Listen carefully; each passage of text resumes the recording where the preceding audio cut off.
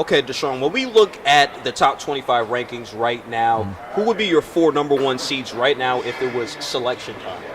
I definitely have to go with Tennessee. Obviously, they've been holding on to this number 1 spot in the top 25 polls in these rankings for about 3 weeks, going on almost 4 weeks now. So I definitely have to say them. Duke is another one. Duke and Virginia. I think that regardless of what happens tomorrow in tomorrow's game with the rematch of Duke and Virginia, I think that both of them will ultimately, cancel each other out. Both of them will eventually get a number 1 seed. And the other one is kind of up for grabs. Gonzaga's a team out west that I think will probably get the number 1 spot, out there on the West Coast, considering the fact that they're going to run through the West Coast Conference, and a lot of people, probably say that they don't really play anybody. Exactly. That might hurt them when it comes to for sure, and that's a possibility. But they do have the name for themselves. They do have some history in, going to the NCAA tournament, being successful. Went to the national championship game a few years ago against North Carolina, and it does help them because they beat Duke earlier this year when Duke was ranked number 1 in the country. So I think all of those things put into place and into effect, I think that's what ultimately, can help them out and get them the number 1 spot, last number 1 spot in the West. But if not, you have the Big Ten Conference that's one of the toughest, if not the toughest, and most competitive in the country right now, and Michigan leads that. So they could be a team that could probably grab that last spot in the West. Okay, let's talk underrated. Who's the most unappreciated team when we look at that top 25, in your opinion? Underappreciated. I think it's a little tough. I think that there's a lot of people who are not really talking a lot about Nevada. Nevada has, only lost 1 game on the season. They lost to New Mexico at the Pit, and they're looking to get some revenge on that game coming up this weekend. Actually, you also have Houston, who led by Kelvin Sampson. They only lost 1 game. That was to Temple earlier this year, and considering the fact that that was a very controversial call at the last second, they feel like they, have a right to feel like they should be undefeated. There's so many teams here. You look at a team like Villanova, who has won 2 national championships in the last 3 years, and they're on an 11-game win streak. They haven't lost in almost 2 months. And it's crazy for us to kind of, think about that, how crazy that is. Aren't people in the media talking about how good Villanova is? You're looking at a guy in Jay Wright. Mm-hmm. They've won big games. They won championships. Why isn't Villanova being talked about? It's crazy to me. I think one of the main reasons is probably because of how much that they have had to kind of rebuild that program this year. They lose 4 players last year into the NBA.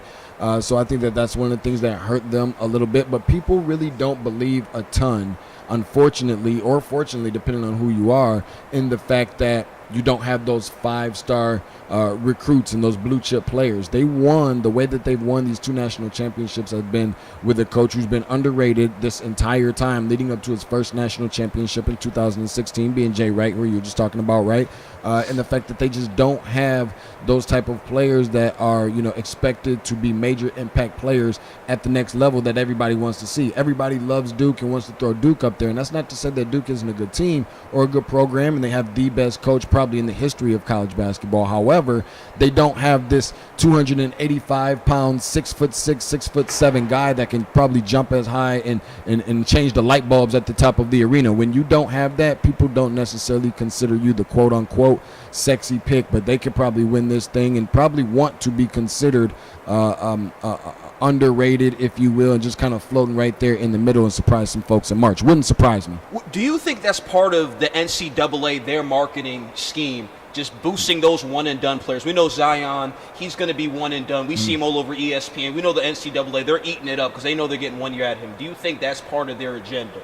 A possibility. I think that it helps both ways. I think the fact that you get these 5-star players that everybody loves and everybody wants to see, and that brings so much money and revenue in because that's what everybody loves to see. Now, what everybody doesn't necessarily want to see is those teams that are quote-unquote just real teams, real basketball teams. Forget about the talent. You could throw that out the window or toss it in the wastebasket if you like.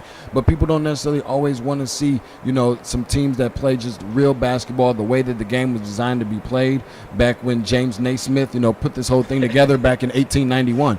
People don't necessarily want to see that brand of basketball anymore if you don't have those 5-star recruits. However, one thing that people do love to see is people love to see, not just teams winning, but people like to see the upsets. And those are the teams, when you're filling out this bracket, and I'm going to use this is going to be kind of like a Tate's Take edition of a free space. Tate's Take. Tate's Take free space on the bingo card for you right here. When you're filling out that bracket, we're getting closer to March. Don't say I never did nothing for you. Thank you. When we're getting closer to March Madness and filling out those brackets, it's about three things. It's about depth on the bench, how far deep you can go on the bench. It's about experienced coaches that have been through the ringer and have some success in a one-and-done type of scenario as far as the NCAA tournament is concerned. And the other one is probably nothing more than just the fact that, you got to have experienced players.